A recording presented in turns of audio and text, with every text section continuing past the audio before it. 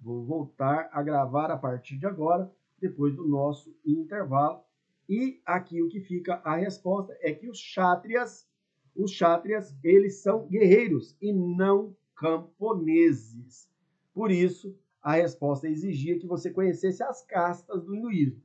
É uma questão nível hard, nível pancada, porque observe que a cada 100, 90 errou.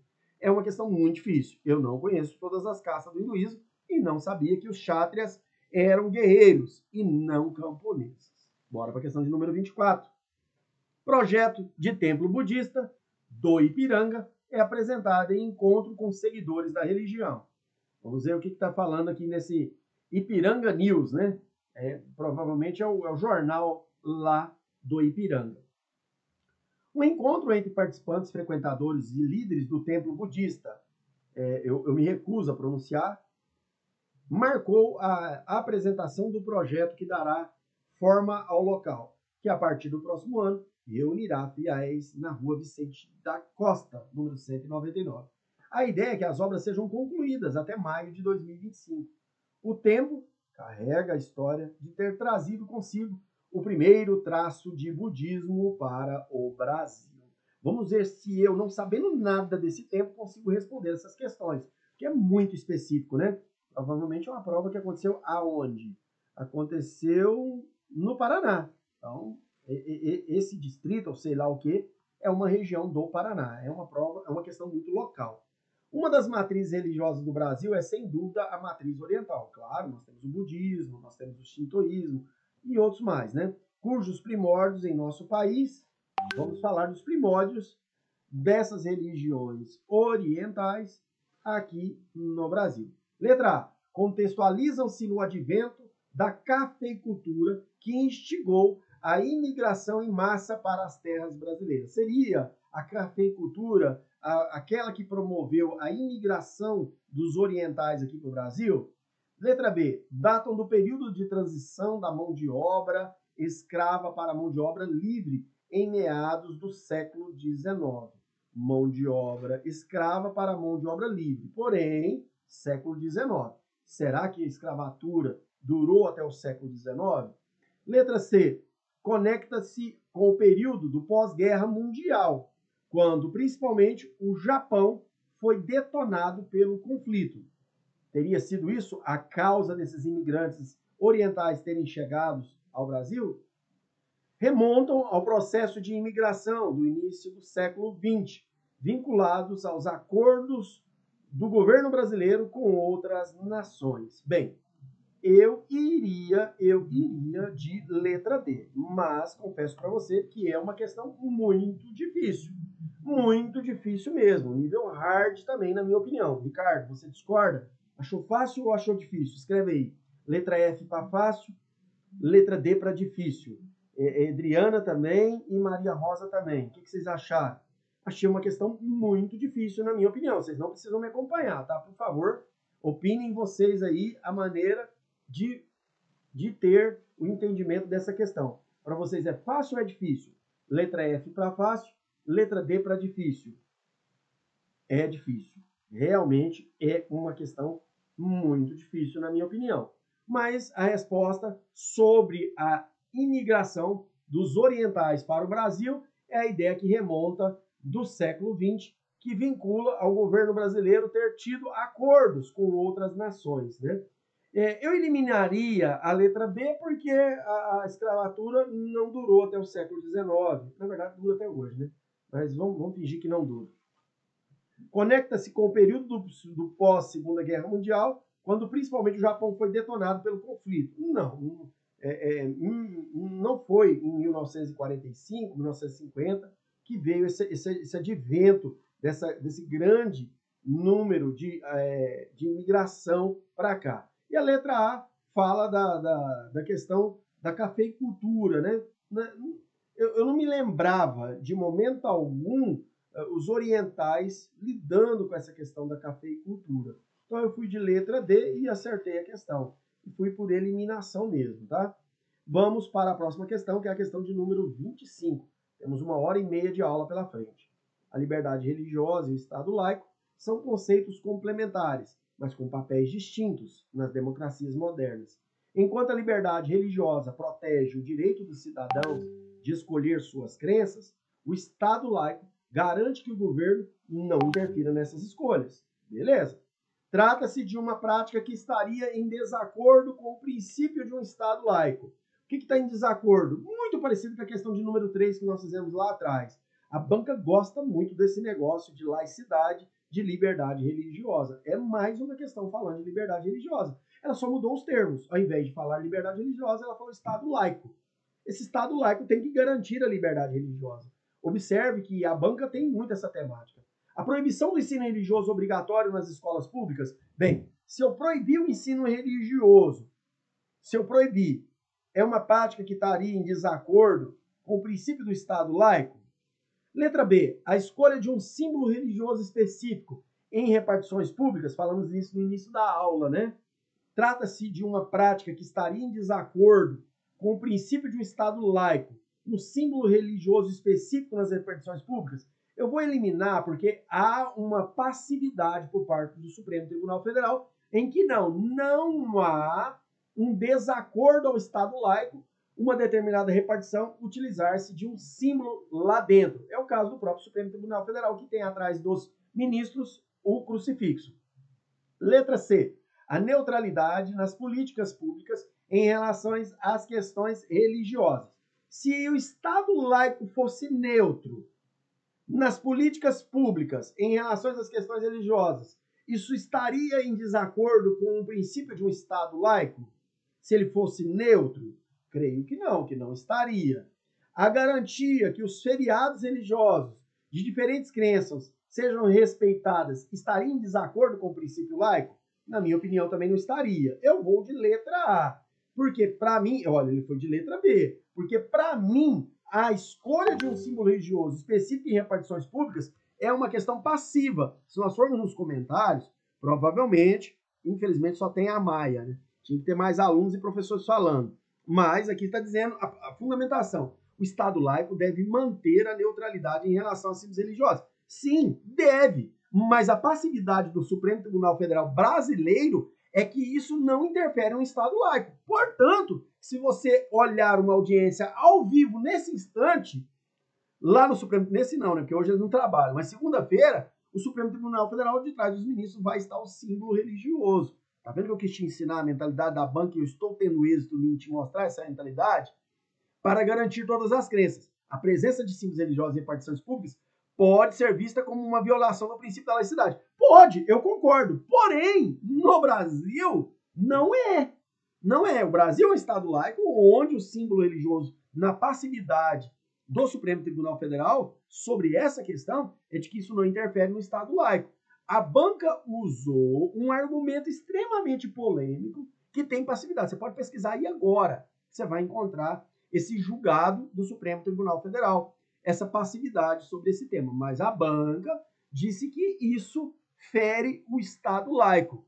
A banca, de alguma maneira, não sei se você está conseguindo acompanhar meu raciocínio, isso é muito importante. Mais importante do que acertar ou errar é você entender que a banca, já em alguns momentos, ela tipo dá uma bicuda no que o Supremo pensa sobre as questões religiosas. E ela pega a coerência literal do que deveria ser a aplicabilidade. Explica melhor, Marcelo. A aplicabilidade seria o que ela disse como resposta, que é a letra B. Escolher um símbolo específico de uma repartição fere, está em desacordo com o Estado laico. Sim, eu concordo, tá certo. Porém, no Brasil, para os nossos ministros, isso não fere. Não sou eu que estou dizendo, é eles que dizem. Então, com isso, a letra A, que eu havia escolhido, trata-se de uma questão que, para a banca, não está em desacordo com o princípio do Estado laico, proibir o ensino religioso obrigatório nas escolas públicas. Se eu proíbo o ensino religioso nas escolas públicas, para a nossa banca, isso daí não fere o Estado laico. Calma aí, vamos lá.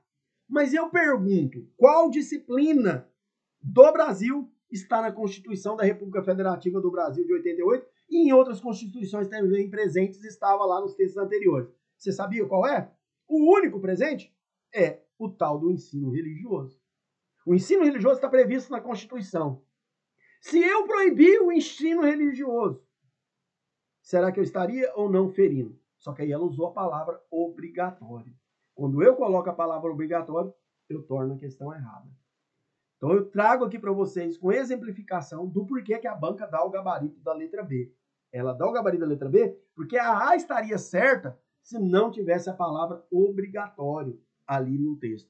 Como tem a palavra obrigatório, eu proibi o que é obrigatório, não fere o Estado laico. E ela diz que os símbolos nas repartições públicas feriria o Estado laico. Cabe recurso? Demais da conta. Mas cabe muito recurso nessa questão. Muito mesmo. Então, de novo, a banca errando, mais uma vez, na minha modesta opinião. Né? Quem sou eu na fila do pão? Mas, modestamente, a banca está errada. Não é que a banca está errada porque eu errei a questão, tá, gente? Vamos deixar isso claro. Não é que a banca está errada porque a letra A está errada. E realmente a letra A está errada. Eu errei a questão. O que eu estou querendo dizer para você é que a letra B não é de todo certo. É por isso que não é o gabarito. Então não teria resposta para essa questão. Caberia, e com certeza deve ter tido muitos recursos essa questão. Bora para a questão de número 26. Abordagem ética que se concentra em seguir deveres e obrigações morais, independentemente das consequências. É baseada na ideia de que algumas ações são intrinsecamente corretas ou erradas, de acordo com os princípios éticos específicos de uma classe profissional. Japiaçu, Marcondes, Dicionário Básico de Filosofia, ano de 2006. O enunciado se refere especificamente, então vamos ver do que é que está tratando esse enunciado. Abordagem ética, que se concentra em seguir deveres e obrigações morais, independentemente das consequências, baseado na ideia de que algumas ações são intrinsecamente corretas ou erradas, de acordo com os princípios éticos específicos de uma classe profissional. Está se referindo ao que esse texto? A religião, a entropia, a teologia, a deontologia. Eu iria de religião. E ela dá a deontologia. E aí, você teria que conhecer, metade errou, metade acertou. O que é o conceito de deontologia? Você vem aqui e a Maia vai te explicar. A opção de deontologia corresponde exatamente à descrição fornecida no enunciado. O que é a deontologia? Lá atrás eu falei para você que ia chegar uma hora que a gente ia tratar disso. Deontologia é uma abordagem ética que se concentra em seguir deveres e obrigações morais, independentemente das consequências. Essa teoria ética é baseada na ideia de que algumas ações são intrinsecamente corretas ou erradas, de acordo com princípios éticos específicos.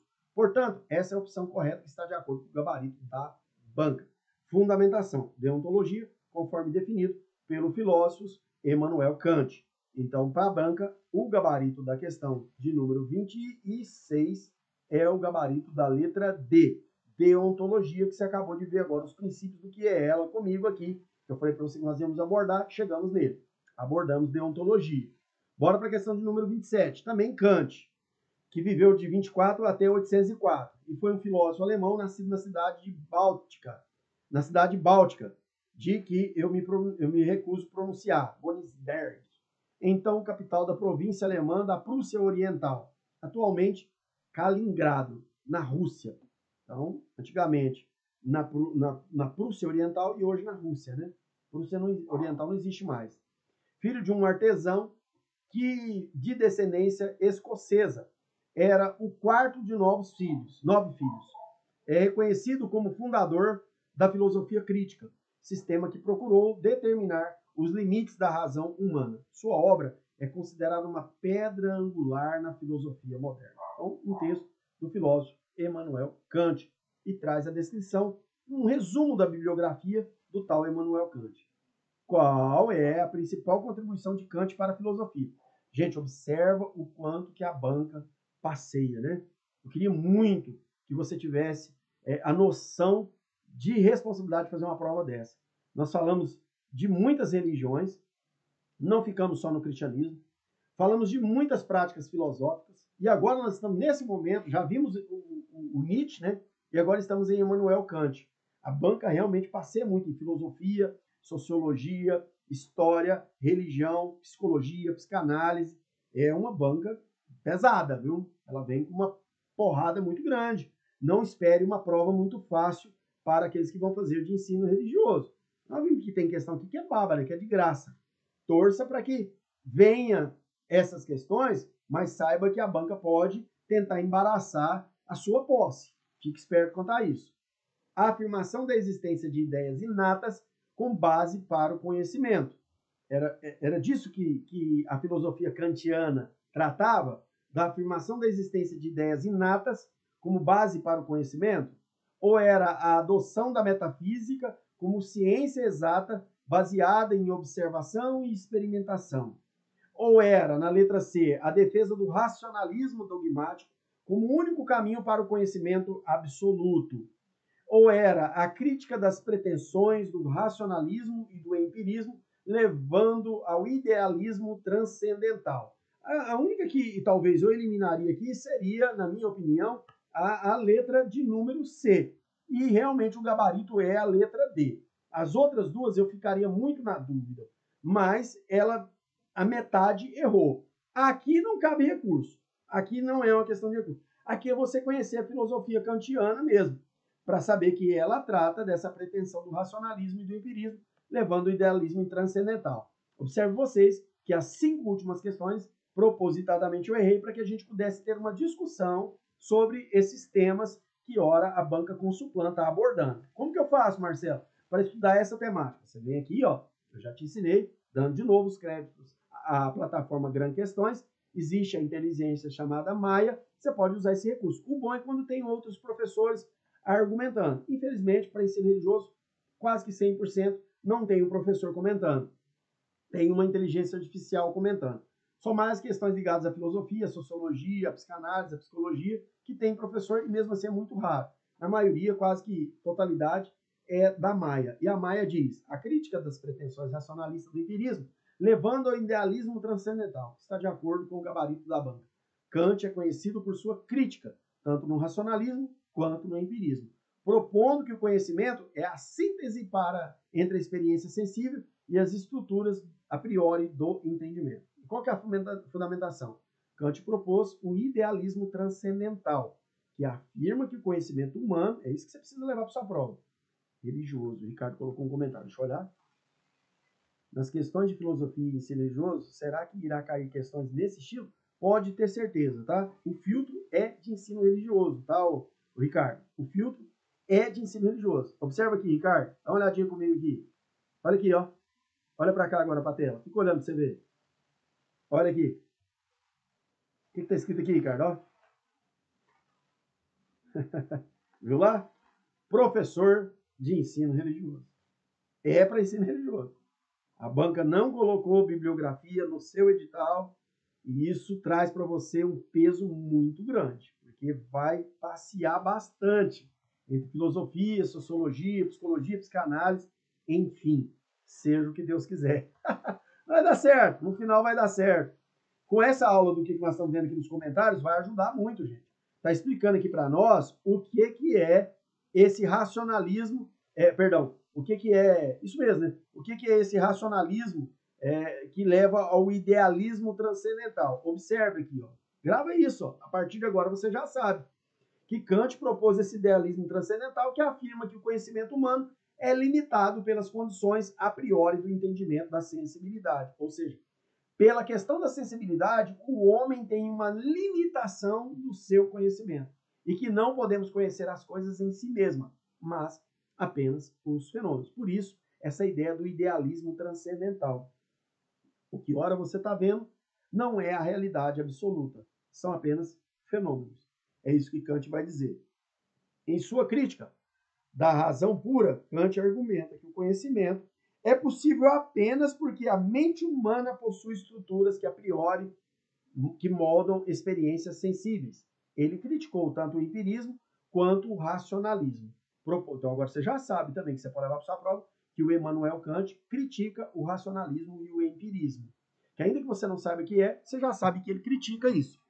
Propondo que o conhecimento é uma síntese entre a experiência sensível e as categorias de entendimento. Gente, isso aqui é um curso de filosofia de 5 anos. Não tem como explicar. Realmente eu estou querendo te mostrar como que a banca pensa. Porque eu tenho certeza que alguns de vocês até aqui vieram para minha aula ou tinham uma ideia de uma banca que vai perguntar o que eu mencionei. Se a cruz é o símbolo do cristianismo. E isso você não vai encontrar na Consulplan. Pode até encontrar questões fáceis. Como nós vimos lá, por exemplo, o jogo de búzios. Que realmente é um ritual divinatório. Que tem a ver com a questão de você prever o futuro, presciência, né? Questão dada, mas ela também trabalha numa pancada bem grande aqui em outras questões. Ah, não, Marcelo deu uma aula não muito a ver. Como não? Eu te peguei conteúdo só de ensino religioso, só da banca Consulplan e só questões recentes sobre ensino religioso. Na sua prova, a probabilidade de vir uma questão como essa, gente, é de 1 milhão por 1. É muito grande de vir uma questão como essa. Eu quis trazer você para essa aula com essa ideia de que realmente a banca bate forte colocada. Ethos é um dos eixos temáticos dos parâmetros curriculares nacionais do ensino religioso. É a forma interior da moral humana, é aquilo que está intrínseco, ligado ao ser humano, em que se realiza no próprio sentido do ser. É formado na percepção interior dos valores, de que nasce o dever como expressão da consciência e como resposta do próprio eu pessoal. O valor moral tem ligação com um processo dinâmico de intimidade do ser humano. E para atingi-lo, não basta deter-se à superfície das ações humanas. Está disponível lá num acesso num blogspot da As Face do Sagrado. Esse é o blogspot. Banca vai em literatura de filosofia, vai em blogspot, tira coisa da psicanálise, tira coisa de religião. A banca é muito diversificada. Esse filtro é para professor de ensino religioso. Eu insisto para quem ainda está acompanhando a aula aí gravada posteriormente e acha que o filtro não foi. É para professor de ensino religioso e as questões residentes. E é só banca Consulplan aqui, tá, gente? É só banca Consulplan, tá? Está trabalhando a banca Consulplan. Vamos continuar. Está perguntando? Maria, eu vou só. Isso, obrigado. Pronto, já deu certo. Obrigado, viu, Maria? Obrigado pela sua participação. Seja bem-vinda aí novamente. As tradições religiosas são um pertencimento humano, ou seja, elas fazem parte do contexto social e cultural de um povo. No que diz respeito à relação que se estabelece entre ética e valores morais e religiosos, observe, gente, eu quis mostrar isso para vocês, como a banca pensa. Ela está falando de um texto aqui, ó, que está falando do ethos, aquilo que está ligado à moral interior humana. Ela está explicando para você o que é isso. E aqui, ó, o que ela te perguntou? Ela perguntou os valores morais e a religião. Não me parece uma pergunta difícil. Agora vamos ver as assertivas, né? É justo inferir que os valores morais realmente são válidos. Precisam ser, a priori, preconizados e assentados na fé religiosa. Estranho, né? Uma afirmativa com uma duplicidade de entendimento. Vamos ver a letra B. É certo afirmar que os valores éticos e morais estão intrinsecamente ligados de uma maneira fundamental e geral à própria constituição das religiões. Eu gostei dessa, porque realmente os valores morais e éticos está intrinsecamente ligado a uma maneira fundamental e geral da própria constituição das religiões. Mas vamos olhar a letra C e D. É correto dizer que a razão pela qual os indivíduos buscam algum tipo de religião é para colocar a vida em ordem, o que independe de questões morais. Não mesmo, né? Não é só para colocar a vida em ordem que a gente procura uma religião. Essa aqui eu já elimino, não é a letra C. Letra D. É categórico salientar que a conformação moral ou ética de um indivíduo está sujeita integralmente, na totalidade, integralmente, ao seu pertencimento ou uma noção ou uma instituição religiosa. Isso aqui é uma grave afronta, dizer que quem não tem religião é imoral. Eu iria de letra B, sendo que a letra A não está de toda cabulosamente errada. É justo inferir que os valores morais realmente válidos precisam ser a priori? Não. Ela está toda errada. Eu li de novo, tá? Peço desculpas. A letra A está totalmente errada. O que a letra A está dizendo? Valor moral só existe se houver ele intitulado a uma fé religiosa. Não é a letra A. O gabarito é mesmo a letra B. Tá vendo que a gente vai lendo? Eu nunca tinha respondido essa questão. E vai acertando? Esse é o tipo de questão que não cabe recurso. É o tipo de questão que é fácil, mas se não tiver uma leitura atenta, você erra. Portanto, que a cada 10, quase 4 erraram. A cada 100, quase 40 erraram. que faltou para já ir de cara na letra B? Talvez ter lido com mais cautela a letra A, que foi o que mais se assemelhou. Mas o final ali, ó, o termo final da oração, preconizados e assentados na fé religiosa, está dizendo o seguinte: moral só existe se tiver assentado, ligado, conceituado a uma fé religiosa. Bom, claro que não. Letra B é o gabarito. É certo afirmar que os valores éticos e morais são intrinsecamente ligados, de uma maneira fundamental e geral, à própria constituição das religiões. Não está dizendo que as religiões instalou o valor moral e ético. Está dizendo que moral e ético está ligado à constituição da religião. Gabarito, letra B, não é uma questão difícil, pegaria pela leitura. Lá vem a banca com Suplan, com o seu enunciado gigantesco. Na minha opinião, é gigantesco. Para uma prova, que é isso? Onde tem, quer seja, depende do edital, né? Tem 40, tem 60, tem 80 questões. Meu Deus, enunciado muito grande. Isso aqui derruba candidato. Vamos lá. Ah, Marcelo, eu iria ler só a assertiva e não iria ler o enunciado, ia tentar achar a resposta. Tudo bem, né? Na hora da sua prova, como disse o Ricardo, enfim, seja o que Deus quiser.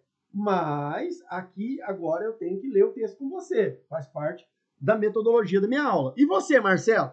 Olha, eu poderia, a depender do meu tempo, até ir para o enunciado e tentar responder. Mas, se eu tivesse com tempo, eu sempre gosto de ler o texto. Tem uma professora, vou citar o nome dela, dando crédito a ela, professora de língua portuguesa chamada Carla Gomes, uma brilhante professora de português, pertencente a uma plataforma de cursos preparatórios chamado Bravo Concursos. A Carla Gomes sempre preconiza a ideia do aluno, do candidato, ler o texto. Eu sou, entre aspas, da religião da Carla Gomes. Entendo o que eu quero dizer com isso. Eu profetizo, eu também participo da mesma ideia que ela. Eu compartilho da mesma ideia do que a brilhante professora Carla Gomes, que é necessário ler o texto. Tá? Na banca com Suplan, essa máxima de não ler o texto pode ser uma pedra de tropeço no seu caminho. Leia. Tente ler. Uma análise comparativa de acontecimentos que denunciam violações dos direitos humanos no Brasil, o período em análise indicou um relatório relativamente estável de queixas contra a intolerância religiosa no país. Está falando de novo de liberdade religiosa. Você prestou atenção nisso? Só que agora, do ponto de vista da intolerância. Na primeira metade de 2022, foram apresentados 384 queixas de intolerância ao Ministério da Mulher. Então, houve intolerância contra a mulher. Tá? Intolerância religiosa. Foram colocados lá no Ministério da Mulher. Família e Direitos Humanos. O Ministério chama Ministério da Mulher, Família e Direitos Humanos. Enquanto que a primeira metade de 2021 foram apresentados 263 queixas, um aumento de 45,6% em comparação, de 45,6%. Em comparação, a SaferNet, uma associação civil centrada na promoção da defesa civil, da defesa dos direitos humanos na internet, registrou um aumento de 654% no número de queixas apresentadas de um semestre para o outro. Do primeiro semestre de 2021, 614, primeiro semestre de 2022, 3.818 queixas. Pelo amor de Deus, é muita queixa. A análise conduzida pela SaferNet também mostrou que o número de violações aos direitos humanos aumentou. E em anos eleitorais, 2018, 22, ali ela errou, né? Provavelmente é outro ano eleitoral, que ela repetiu 22, em comparação com os anos de 17, 19 e 21. Então, aumentou os casos, né? Isso aqui está na acn.org.br/Brasil. Um acesso recente, né? Novembro de 2024. Ao analisar as informações contidas no excerto anterior e tendo em vista a realidade brasileira atual, podemos inferir que, então, eu tenho que ter base nessas informações, desse excerto anterior, e também na realidade brasileira atual. Para responder essa questão, eu preciso saber disso. Letra A. O número de queixas aumenta na medida em que as questões educacionais da população vai sendo negligenciada. Faz um certo sentido, né? Eu negligencio a educação da população, eu torno essa população menos abrangente no sentido da passividade, da compreensão, do respeito sobre os demais, sobre as outras que professam religiões diferentes. Letra B. A ausência da democracia, no caso brasileiro, incide diretamente nas agressões relacionadas à intolerância religiosa. Acho uma questão, uma assertiva muito pesada, né? Falar de ausência de democracia no nosso país, quer você goste, quer você não goste, a democracia está aí, né? E eu não acredito que seja a ausência dela que provoca a intolerância religiosa. Posso errar? Posso, mas para mim não é a letra B. Letra C. O maior número de queixas está relacionado também a questões de gênero, pois se tratam quase que exclusivamente de mulheres. Bem, quase que exclusivamente, não sei se o termo, mesmo dizendo aqui, ó, que denunciaram violações dos direitos humanos, o período indicou um relatório relativamente estável a queixa contra a intolerância relativamente estável contra a intolerância religiosa no país. Bem, não sei se é só contra a mulher, né? Exclusivamente é uma palavra excludente, né? Não sei, achei um termo muito forte para a letra C. Letra D. De uma maneira geral, há um aumento de queixas relacionadas à intolerância religiosa no Brasil. Sim.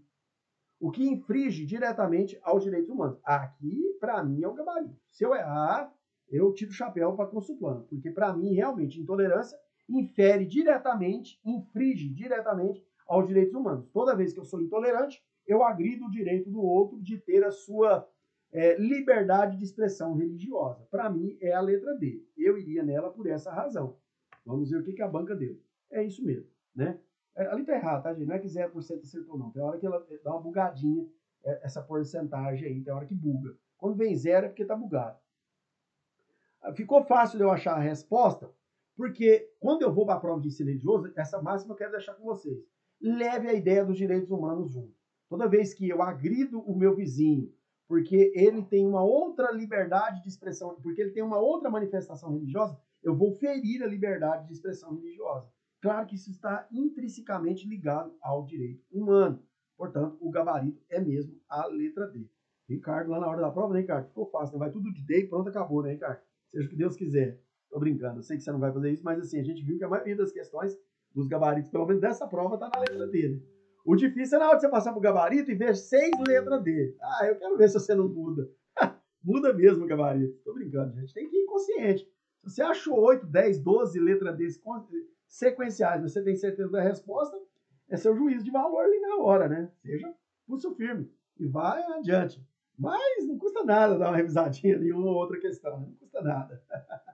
Artigo 18, nós estamos olhando agora, professor de ensino religioso também, banca Consulplan, questão recente. Todo ser humano tem direito à liberdade de pensamento, consciência e religião, né? Esse direito inclui a liberdade de mudar de religião ou de crença, de liberdade de manifestar essa religião ou crença pelo ensino, pela prática, pelo culto ou público em particular. Isso aqui, gente, está na Unicef, tá? É o artigo 18.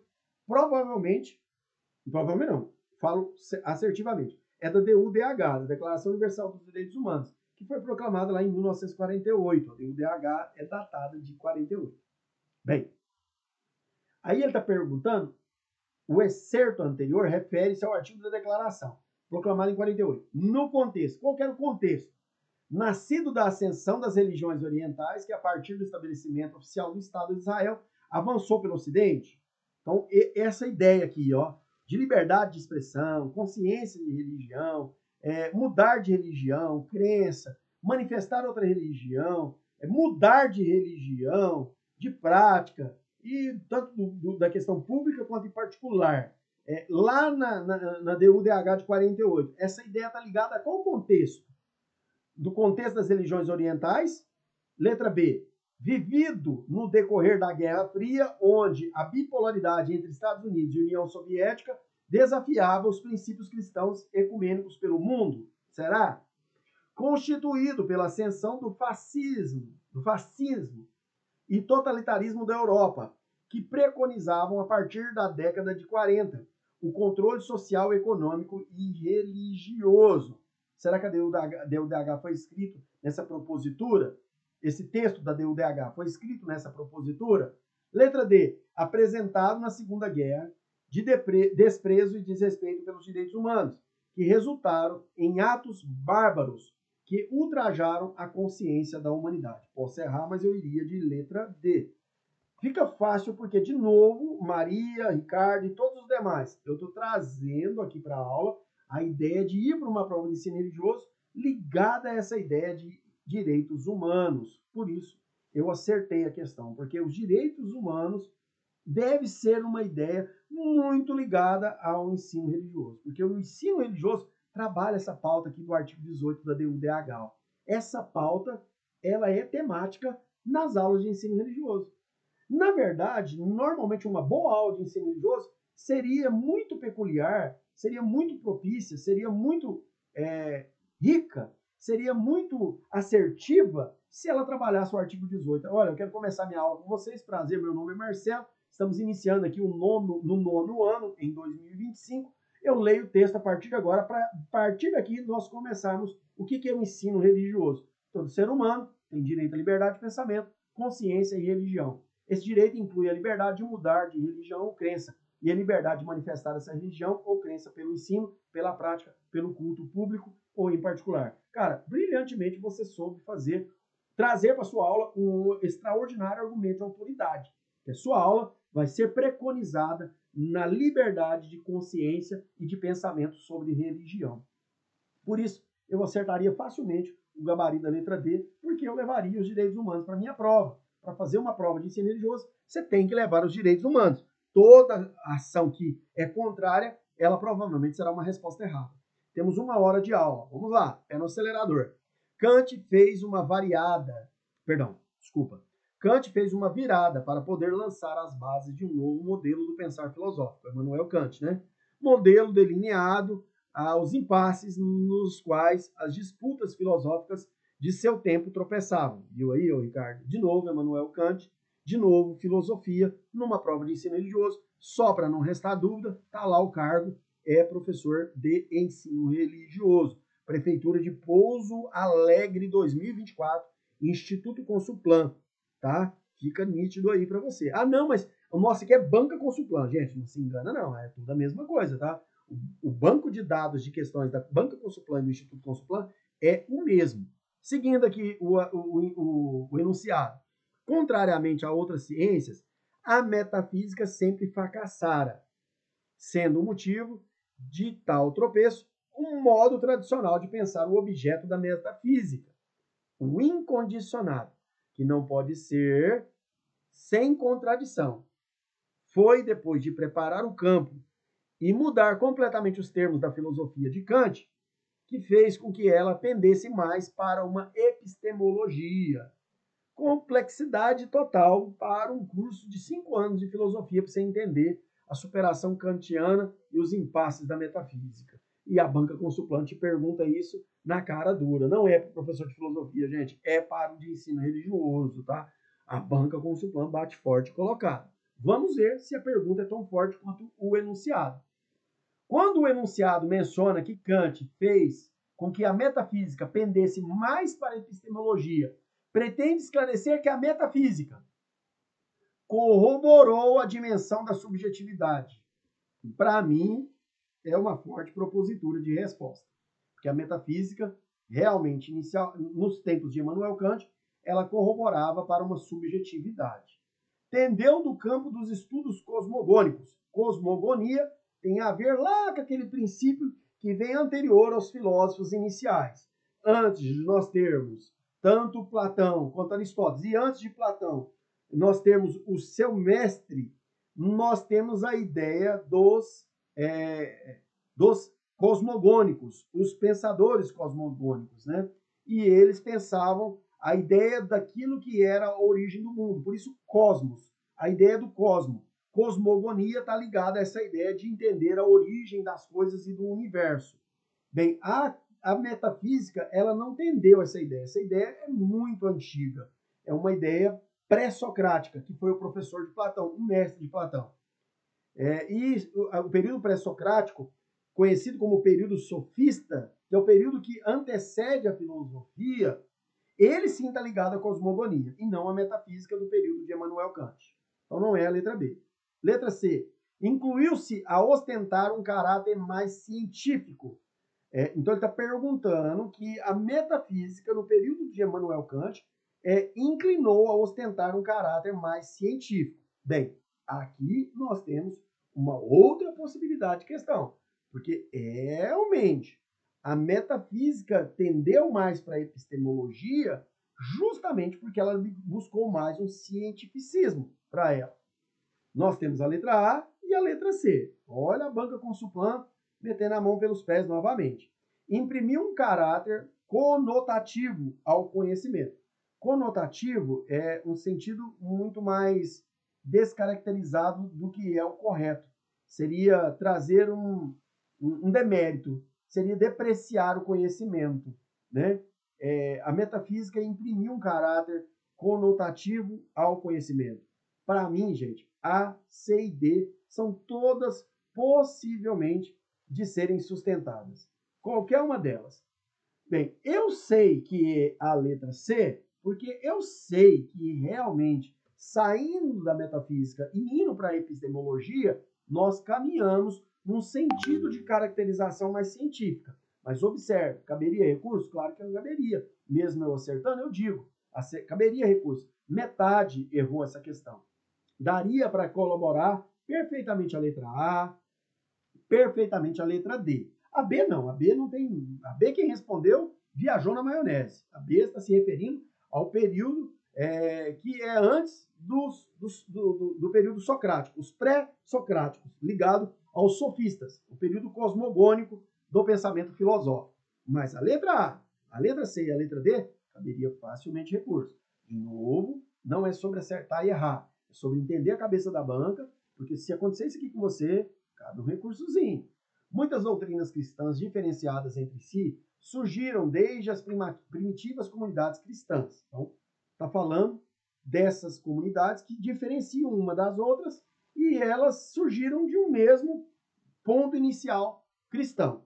A origem dessas comunidades deu-se em plena expansão do Império Romano. Sim, porque como o Império Romano havia, de certo modo, herdado a condição que nós tínhamos de uma ideia muito tirada do período macedônico, do Império Macedônico, prevalecia uma ideia de liberdade de expressão religiosa. Ah, não, Marcelo, mas houve perseguição. O líder do cristianismo, de certo modo, foi levado à morte pelo Império Romano. Tudo bem. Só que, de grande condição, nós temos prevalecendo no Império Romano o helenismo. E o helenismo que prevalece, não sendo o único, digo, não é o exclusivo, mas prevalece, traz essa ideia de liberdade religiosa. O helenismo do Império Romano. Como o imperador romano era também a figura religiosa máxima do Império, ou seja, um deus, né, para o Império Romano, quaisquer seitas eram prejudiciais ao seu poder absoluto. Né? Diga-se de passagem o caso de César, né? Porque nos tempos do cristianismo ligado à pessoa de Jesus, eu estou falando isso porque a questão está tratando de cristianismo, mas também de helenismo, mas também de Império Romano, mas também de prejudicar a figura, entre aspas, gigante, religiosa do imperador romano, nós temos essa questão aqui que realmente prevalecia. Dessa forma, as comunidades cristãs deste período foram perseguidas. Sim, o cristianismo foi perseguido pelo Império Romano. Tanto que em 70 nós temos o incêndio de Roma, que segundo a história foi provocada por Nero. Há quem vai dizer que foram os próprios judeus cristãos, né? Ou cristãos judeus, como você prefira aí. Mas dos 14 bairros de Roma, 2 não foram incendiados, os outros 12 pegaram fogo, né? E aí isso fazia parte desse processo de perseguição dos cristãos. No entanto, mais tarde, o Império Romano adotaria as crenças cristãs como sua religião oficial. Sim, porque é por isso que nós conhecemos hoje o catolicismo apostólico romano, que é oriundo dessa oficialização do Império Romano para o cristianismo. Ocorrendo assim a fundação da Igreja de Roma. A partir dessa originam-se as diversas doutrinas cristãs. www.historiadomundo.com.br/religiões/cristianismo. Com a etapa marcante da história do cristianismo, o cisma ocorrido em 1054. Nossa, meu Deus, a banca pega pesadíssimo. Pesadíssimo. Ela quer saber o que aconteceu como marcante momento da história do cristianismo em 1054, né? Lá no primeiro milênio, depois de Cristo. O que aconteceu? Deu origem à Igreja Ortodoxa? inaugurou o arquipentecostalismo, aqui eu corto, né? Que é uma coisa mais recente. Originou o protestantismo na Prússia, nem sei se tem, eu corto. Instituiu a Igreja Católica Melquita, eu iria de letra A. Esse é o tipo de questão que eu não sei a resposta. Eu iria de letra A por eliminação. Ah, Marcelo, por que você acertou? Tá errado isso aqui, beleza? Você pode ter certeza, não é 100% que acertou isso aqui não, viu? Não é. Isso aqui é índice errado da própria plataforma aí. De vez em quando dá esses bugs aí. Você pode ter certeza que isso aqui é uma questão difícil e muita gente errou. Muita gente mesmo errou. Como é uma questão recente, talvez ainda não conseguiu computar o número de acerto e erro para dar uma informação mais precisa. Mas daqui uns dias, se você entrar nessa mesma questão e responder, você vai ver que já vai estar lá o percentual de quem acertou e quem errou. Bem, eu fui na igreja ortodoxa. Por quê? Porque eu tenho certeza que a questão ligada ao pentecostalismo não é desse período. Eu nem sabia do protestantismo na Prússia, então eu não me arriscaria.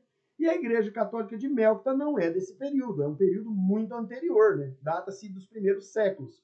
Portanto, eu ficaria com a igreja ortodoxa, que é conhecido esse momento ali de 1054 do cisma, do racha, mais um do cisma, né? Porque não foi só um, da igreja católica. Beleza? Não é uma questão fácil. É uma questão barra pesada. É uma questão que cansa pelo enunciado e que cansa a cabeça por você saber a resposta. E aqui não dá para explicar tudo isso, né, gente? Em 4 horas nós trabalharmos todo o tema da religião. É impossível você trabalhar, né? Diga-se de passagem, não a fins de prepotência da minha parte, mas eu sou licenciado em filosofia, sou bacharel em teologia por uma boa instituição de teologia do nosso país, e eu não sei tudo de religião, porque é muito vasto o conteúdo. E meus professores não sabiam, os professores do meu professor não sabiam tudo, porque é muito amplo, né? Religião, eu acho ridículo quando a banca não delimita no edital qual será o conteúdo abordado. Porque, por exemplo, essa questão que nós acabamos de achar a resposta certa. Lá no edital tinha que estar escrito, olha, senhor candidato, eu vou abordar o cisma da Igreja Católica. E isso não tem lá no edital, pode olhar lá para você ver. Não tem. Isso aí dificulta muito a vida do candidato. Continuando. Religião fundada por volta de 1000 a.C., tendo por principal característica a crença de uma divindade única e impessoal, uma religião 1000 a.C. Eu já elimino o cristianismo, né? Se é 1000 a.C., eu elimino o cristianismo. Porque o cristianismo pode ser datado do primeiro século depois de Cristo. Porque Cristo em si não implantou o cristianismo. Quem implanta são seus seguidores. Das 27 cartas do Novo Testamento, 13 são escritas por Paulo. Podemos dizer com certa tranquilidade que Paulo é o doutrinador do cristianismo. Continuando. E transmigração das almas. Então era uma religião que trabalhava a transmigração das almas. O seu ideal está todo fundado em um sistema de castas. Nós já vimos isso. Já achei a resposta. Né? Sobre castas nós já vimos isso. Já sei a resposta. E na libertação da alma do ciclo das transmigrações que se realiza na existência temporal. Talvez dificultaria um pouco se tivesse outras opções de religião ali. Ó. Mas vamos lá. Que ela possa entrar em perfeita união com o princípio eterno e imutável, ou seja, a verdadeira alma universal, origem de todas as coisas, religião praticada, sobretudo, na Índia antiga. Então ele me falou o país, ele me falou de castas, ele me falou do período que é 1000 a.C. 1000 a.C., se tivesse ali, meu amigo, o 1000 a.C. talvez forçaria a barra se tivesse ali no meio a questão do hinduísmo. Talvez confundiria, porque o hinduísmo tem tudo isso aí. Só que o hinduísmo não é datado de 1000 a.C. É datado de muito tempo anterior a.C. Há quem diga 4000, há quem diga 6000, há quem diga que não tem uma data. Há quem diga 2000. Enfim, não é 1000. Então, o hinduísmo talvez seria o que mais confundiria. As demais é fácil de cortar, porque só me resta o brahmanismo. Tem que ser o meu gabarito, porque falou de castas, falou de 1000 a.C. e principalmente, ali tá errado, tá, gente? Não é que 0% acertou, não. Não é isso, não. Tá errado esse índice aqui. Que a plataforma ainda não atualizou o percentual de acertos e de erros. O seu ideal está todo fundado em sistema de caça de libertação da alma do ciclo de transmigração. Não é o taoísmo, não é o sikhismo e não é o shintoísmo. Só restou o brahmanismo. para mim, é uma questão dada. É uma questão que, se você errar, de novo, 2 semanas batendo a cabeça no poste. Não pode errar. Olha a nossa banquinha pegando pesado. Ensino religioso 2024, Prefeitura de Espera Feliz, para professor de ensino religioso da banca Consuplan. Em relação entre o homem e a religiosidade, é complexa e multifacetada, né? O homem e a religiosidade, uma complexidade gigantesca. É isso que disse aqui. Refletindo a busca humana por significado, transcendência e conexão com algo maior do que a própria existência. E de fato é mesmo, né? Muito maior do que a própria existência da humanidade, essa ideia de religiosidade e de ser humano. Ao longo da história, a religiosidade desempenhou um papel vital na formação de identidades culturais, na criação de sistemas éticos e na oferta de respostas a questões fundamentais sobre a vida, morte e propósito. A expressão da religiosidade varia amplamente desde as práticas ritualísticas até experiências pessoais de transcendência.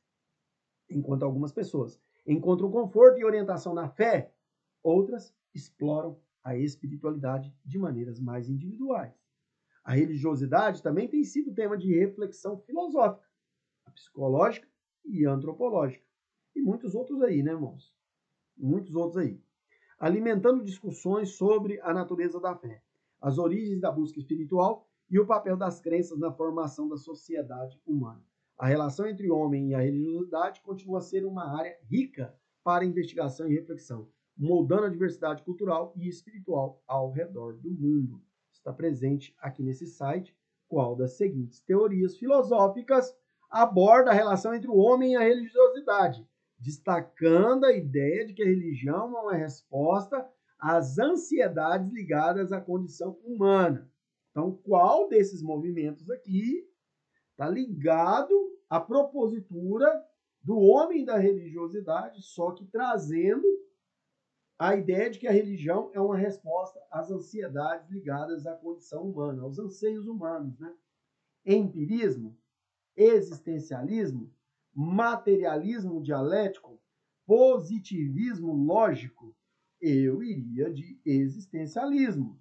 E eu sei essa resposta, mas aqui é para que, de novo, eu traga para você a ideia da banca. A banca está pegando pesado, a banca está trabalhando concepções filosóficas, religiosas, em uma única questão, te perguntando o que é empirismo, o que é existencialismo, o que é positivismo lógico, o que é materialismo dialético. Gente, aqui de novo eu ressalto, não é um filtro de questões difíceis, é um filtro geral sobre o professor de ensino religioso para a banca Consuplan. Ela bate forte colocada em algumas questões. A cada 10, aqui não cabe recurso, tá, gente? A cada 10, 4 errou a questão. Quase 4 errou a questão. Quase 3, né? Errou a questão. Bora para a questão de número 35, que vai bater as 40 que eu falei. Essa era a proposta da aula e nós vamos conseguir. Após ouvir a pergunta de uma determinada aluna, agora a banca volta naquela pegada dela de trazer um case, né? Um exemplo, um estudo de caso. Com o intuito de ser mais claro possível, o professor responde os seguintes exemplos. Exemplo 1. Os números como 1 e 2 existem mesmo quando não estão sendo usados. Isso aqui, gente, é um exemplo que é muito usado na religião, que é você ir na propositura do ensino religioso. Imagina agora na sua cabeça o número 1 e o número 2. Ele não está escrito. Se você não está vendo ele, mesmo você não utilizando ele, ele está existindo. O número 1 e o número 2 está existindo. E ali ele coloca uma reticência e diz: tem a função de explorar a natureza dos objetos abstratos. Beleza? Está dizendo que uma coisa, ainda que não exista, ainda que não esteja sendo usada, ela existe. Ainda que não está sendo usada, ela existe. Exemplo 2. Quando você pensa em algo, onde esses pensamentos são localizados? Tem a função de investigar a natureza da consciência e como ela se encaixa na realidade. Então, o exemplo do professor sobre o número 1 e o número 2, para esse exemplo, tem a função de explorar a natureza dos objetos abstratos. Está dizendo que o número 1 e o número 2 são objetos abstratos. No exemplo número 2, está falando que o pensamento está localizado aonde? Essa pergunta tem a função de quê? De investigar a natureza da consciência, como ela se encaixa na realidade. Exemplo de número 3. Tem mais, viu, gente? Já parou para pensar no que significa realmente existir? Reticências têm a função de nos ajudar a questionar e explorar a natureza da existência e da realidade a partir do imaginário, né? A complexidade de significação do que é a existência. Exemplo 4. Imagine-se que tudo que vemos e tocamos é apenas a ponta do iceberg, porque existe muito mais coisa por trás de tudo que você conhece. É isso que ele está dizendo aqui. Imagina que tudo que você sabe, tudo que você conhece, ou que tudo que nós adquirimos até hoje, toda a ciência do mundo, é apenas a pontinha do iceberg, porque tem muita coisa que a gente não conhece. Cura de doenças, o poder da natureza, o conhecimento do transcendental e muitas outras coisas mais está escondido e não nos foi revelado na complexidade até hoje alcançada. É algo mais profundo e invisível, que influencia tudo. Tem a função de tentar explorar esses aspectos invisíveis da existência, né? A partir da análise e reação dos exemplos, qual foi a pergunta feita pela aluna? A aluna estava perguntando ao professor o que era metafísica, essa questão do transcendental, metafísica. Meta vem do grego, meta significa além. Além da física, metafísica. O que é cosmologia? Cosmos. Vem de mundo, palavra do grego. Logia vem também do grego, que é estudo, estudo do mundo. Se é estudo do mundo, não me parece que a aluna está perguntando sobre isso, não. O que é religiosidade? Bem, em momento algum, naqueles exemplos ali, me parece que o professor se deteve, ou o exemplificador, né, melhor dizendo, se deteve a falar de religiosidade. Na minha opinião, ele não falou de religiosidade. O que é tradicionalismo? Tradição, não. Ponto do iceberg, pensar sobre os processos neuronais, as nossas sinapses, como tem o caso aqui da questão do exemplo número 2, né? Da questão não, do exemplo número 2, da função abstrata dos números 1 e 2, da natureza da existência da realidade a partir do imaginário. Não me parece ser tradicionalismo, não. Eu iria de metafísica. Para mim, a aluna falou, professor, conta para mim, explica para mim com exemplos o que é metafísica. E aí eu acertei. A cada 10, 4 errou. Não tem recurso, tá, gente? Aqui só existe uma possibilidade. No exemplo 1, no exemplo 2, 3 e 4, o que está sendo tratado aqui, a temática, é... Ricardo está aí comigo, Maria Rosa, alguém mais? Achou fácil ou achou difícil? Fácil, joinha para cima. Difícil, joinha para baixo. Pode ser realista, gente. Então, fácil para o Ricardo também. Eu também vi como uma questão fácil, né? Maria Rosa também achou fácil. Nas outras não encaixaria. Aqui talvez o que seria mais difícil para algum candidato é entender o que é cosmologia. E agora você já sabe, que é o estudo do cosmos. Religiosidade é a prática das nossas crenças religiosas. Tradicionalismo é aquilo que é convencional, né? Tá vendo que a banca vai muito de 8 a 80? Vocês perceberam isso? Para mim ela foi de 8 a 80. Para mim essa é uma questão de graça. E é a Prefeitura de São Fidélis, questão recente, para professor de ensino religioso. 8 a 80. Para mim, isso aqui é 8. Facílima, facílima. Bora agora, também São Fidélis, também ensino religioso, questão recente. O ensino religioso refere-se à disciplina que aborda questões relacionadas aos fenômenos religiosos, a diferentes tradições, crenças e práticas religiosas. No contexto educacional atual, o ensino religioso pode ser oferecido nas escolas públicas conforme estabelecido pela legislação brasileira. Cara, até que enfim, lá depois de quase 40 questões, achamos uma que a Consulplan está trabalhando a temática da aplicação do ensino religioso nas escolas públicas. Cara, eu achei muito estranha essa pegada, a mentalidade da banca Consulplan. Quase 40 questões e agora a gente encontra a ideia do que é o ensino religioso para a prática da escola pública brasileira. De acordo com a legislação atual, é a primeira pergunta de legislação educacional sobre o ensino religioso. Vocês prestaram atenção nisso? O que teve lá atrás foi contextualização histórica, de qual Constituição fazia parte, de qual período histórico da nação brasileira fazia parte, mas uma pergunta sobre a legislação, o que a legislação fala do ensino religioso, é a primeira que tem. Achei muito distinto isso. Isso aqui é muito, assim, exclusivo mesmo da banca Consulplan. O ensino religioso oferecido nas escolas públicas deve ser obrigatório? Bem, eu já elimino, né? Porque se é obrigatório, já fere. E ministrado por representantes de uma única denominação religiosa? Já cortei. Me está caminhando para ser uma questão dada, né? De 8 a 80 é 8. De matrícula facultativa e ministrado, olha a palavra excludente, que te engole na hora da prova, apenas por professores da religião prevalente? Bem, se tem um apenas, é uma palavra excludente, o professor Marcelo falou para mim que eu tenho que ficar esperto, e o professor Marcelo já eliminou a palavra excludente. Facultativo, eu gostei.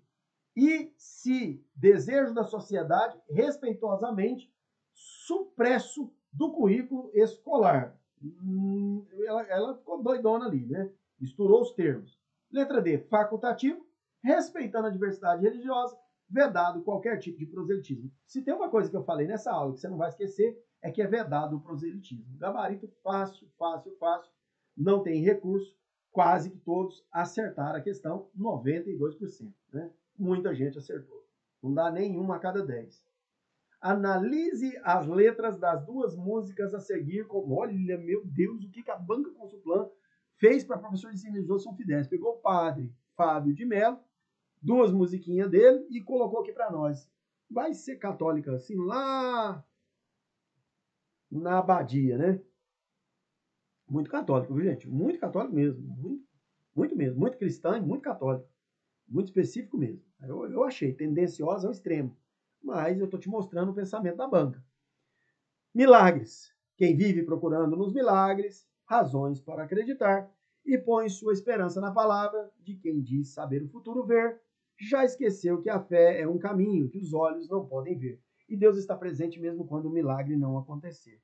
Eu me recordo de Jesus, do jeito como olhava os pecadores, e me surpreendo ao vê-lo assim, tal frágil lhes pedindo alguns favores.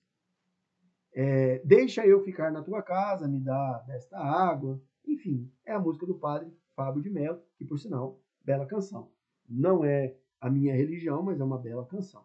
Já me acostumei, é a outra letra, segue também. Já me acostumei a falar com os espelhos, a me convencer da minha beleza, a falar do próximo com desrespeito, a bater no peito dia 7/9, né? 7 de setembro, né? Proclamação, independência do Brasil. Já me acostumei com a fome na África. Tá falando de uma indiferença, né? Com a guerra santa e os filmes de heróis. Indiferença, né? E pensando bem, quem se importa com isso? A mentira, amigo, é amigo do homem. Já me acostumei. É a lamentável realidade, né? E aí tá perguntando, as letras da música apresentam abordagens opostas, superficiais, incoerentes, complementares? Não é uma questão de ensino religioso, né? É uma questão de interpretação de língua portuguesa, de você entender as conjunções que estão presentes nas duas proposituras de música. Uma está falando de indiferença, já a outra está falando, quem faz essa ansiedade é uma vaidade, possivelmente já se esqueceu que muitas prostitutas nos precedem na entrada do reino dos céus. Me parece que, na verdade, né, não são proposituras distintas, não. Para mim, elas se assemelham. Né? Opostas, superficiais, incoerentes, complementares. Eu iria de letra D. Para mim, não é a letra A. Superficial, isso aí é muita prepotência da minha parte. Falar que belas canções como essas duas são superficiais. Incoerentes também não, né? Porque o homem é muito dado ao mal. E ele esquece que o seu mal, que na letra da canção é tratado como pecado, é o que incorre muito mesmo nessa indiferença e nesse mal que sempre está crescente na humanidade. Eu acertei, e seria fácil para mim acertar, e me admira que a cada 10, 6 tem errado, pelo fato de que, gente, não se opõe. Provavelmente a galera foi em oposta, mas isso aqui não é ensino religioso, isso aqui é língua portuguesa. É uma questão de língua portuguesa para o conteúdo específico de ensino religioso, porque é só você observar que são ideias que se complementam, né? Aqui numa eu tenho quem faz da santidade uma vaidade, possivelmente já se esqueceu, tá vendo?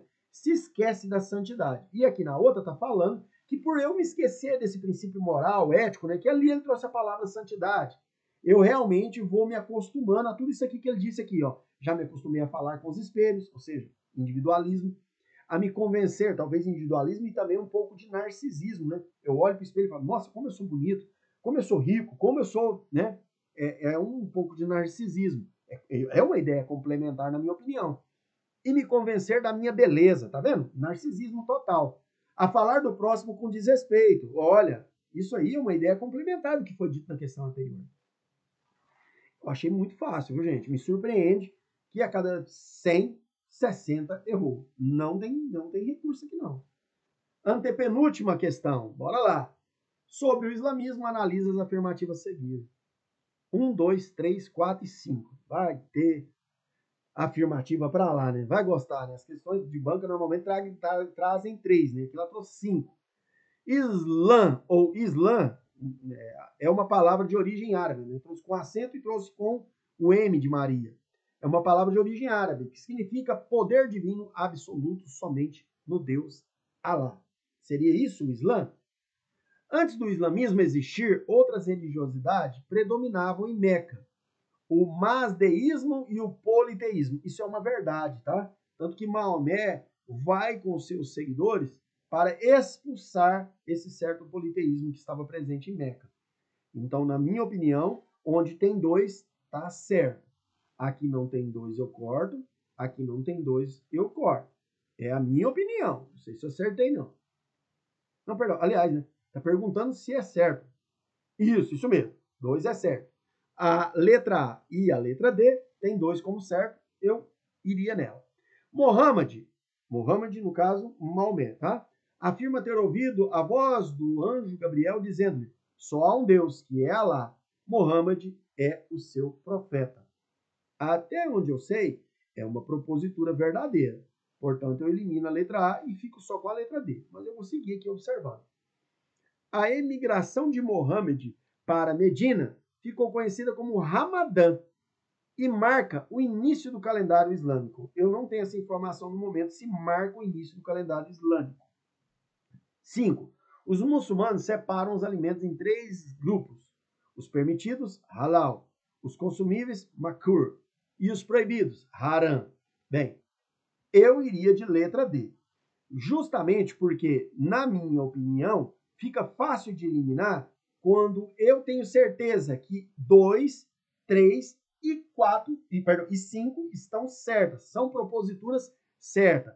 Já a questão da 4, não é essa migração chamada de Ramadã e também não marca o calendário, o início do calendário islâmico. Por isso ficou fácil para mim achar a resposta. 2, 3 e 5 são proposituras verdadeiras. Estou dando acelerada, pessoal, até por causa do horário, porque já está 4 horas, haja fôlego. Sobre a história da legislação do ensino religioso no Brasil, marque V para verdadeiro e F para as falsas. De novo, em 40 questões, 2 está falando do que é o ensino religioso no Brasil. Gente, é diferente de tudo que você pode imaginar. Eu já respondi muitas questões de ensino religioso, muitas mesmo. Não estou dizendo que eu acertei, disse que respondi. Já fiz muitas provas de ensino religioso, muitas, de várias outras bancas. Inclusive de bancas que já não eram do meu certame, eram de outros estados. E eu fico surpreso com uma banca que, em 40 questões, trabalha 2 questões sobre o que é o ensino religioso na realidade brasileira ou na realidade da legislação presente no Brasil. É a segunda vez que a gente está vendo esse tema, né? A disciplina do ensino religioso nas escolas de rede pública do ensino de rede, deixa eu ler de novo, né? A disciplina do ensino religioso nas escolas de rede pública de ensino foi institucionalizada e explicitada no contexto constitucional de 1891. E aí? Será que é verdadeiro ou falso? O ensino religioso na rede pública de ensino passou a constar nos textos constitucionais a partir da Constituição de 34 e em todas as seguintes. Bem, eu sei que isso aqui é falso. O ensino religioso sempre esteve presente. Até em constituições do período imperialista, o ensino religioso estava lá. A Constituição de 34 regulamentou o ensino religioso como disciplina curricular de matrícula obrigatória na escola pública. Então, está falando que em 34 o ensino religioso foi obrigatório. E aí? Na minha seleção, é verdadeiro. Porque é fácil olhar para a letra B e letra C e você vê que a terceira opção está verdadeiro nas duas. Né? Na verdade, só as duas que trazem ele como verdadeiro. Eu ainda não consegui encontrar a resposta. As constituições de 37, 46 e 67 mantiveram o ensino religioso como disciplina do currículo, de frequência livre e de caráter confessional, de acordo com o credo da família. Sinceramente, eu não sei a resposta porque eu não estudei todas essas constituições. Eu marcaria a letra B no chutaço gigantesco. E eu erraria, porque é a letra A.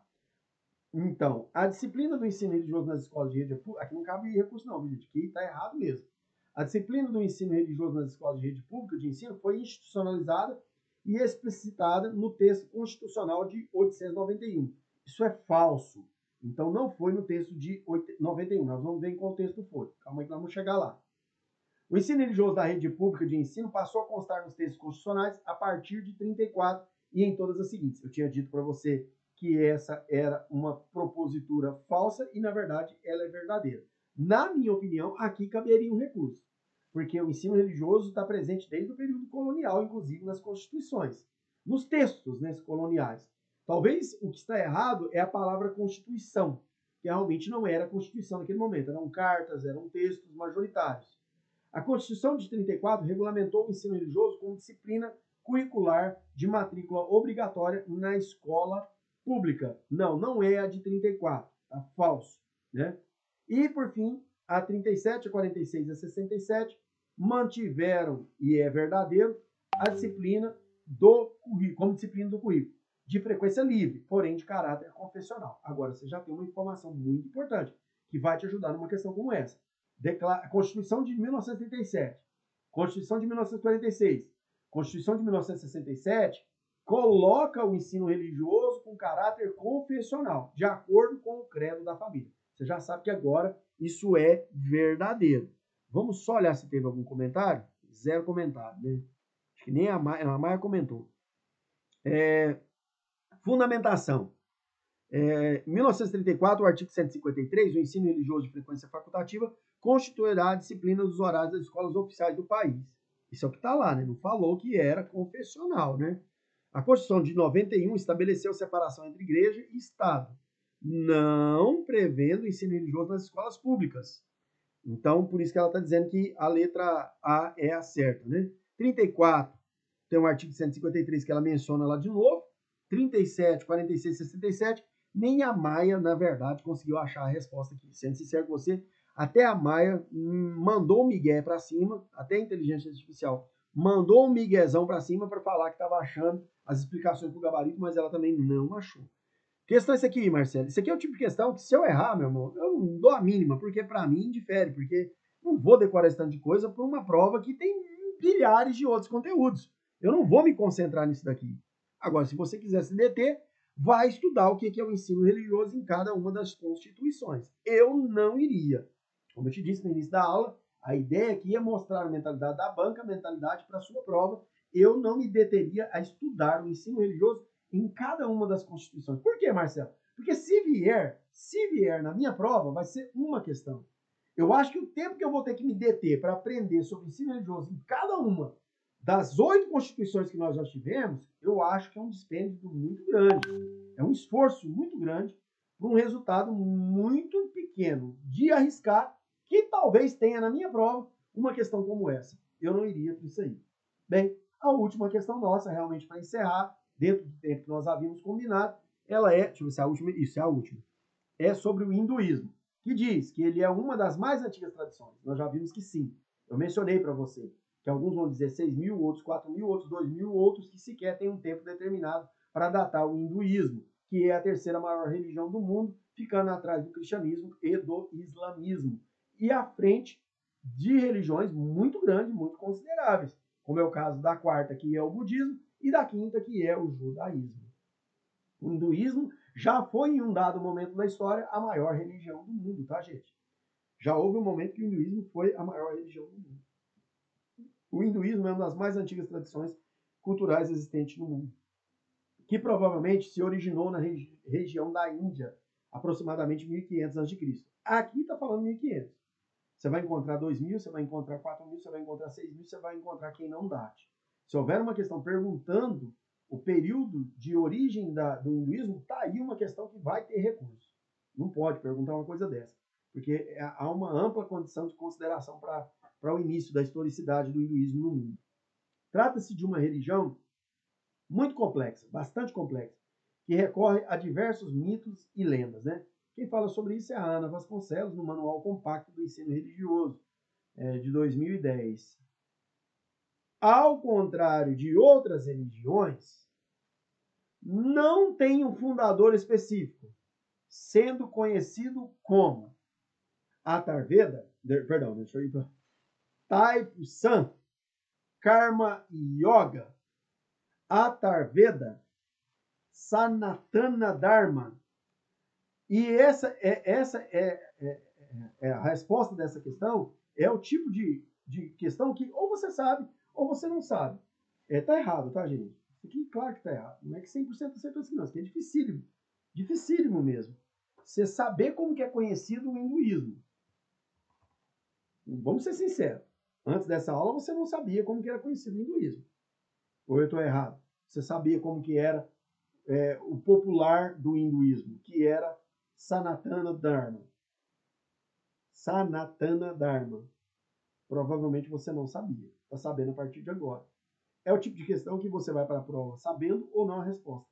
Não tem recurso, tá, gente? Aqui não cabe. Taipusan, Karma Yoga e Atharvaveda são outros nomes populares de outros conceitos religiosos ou práticas, como é o Karma Yoga, do budismo. Mas aqui a resposta é mesmo Sanatana Dharma, que é como o hinduísmo é conhecido. Difícil, Marcelo? Muito, muito difícil. Muito difícil mesmo. Isso aqui é o tipo de questão também que, se você errar, fique tranquilo. Muita gente vai errar junto com você. Está errado aquele percentual ali, não é 100%. É porque, como é uma questão recente, ainda não foi contabilizado da maneira precisa o número daqueles que acertaram ou erraram esse tipo de questão. Bem, pessoal, eu agradeço a todos que estiveram presentes online. Você que vai assistir esse vídeo gravado também, muito obrigado. O que foi proposto da minha parte eram 40 questões de ensino religioso e aqui está as 40 questões. Vimos como é ampla a abordagem da banca Consulplan para os temas de ensino religioso, o que, diga-se de passagem, é um tema amplo para qualquer banca.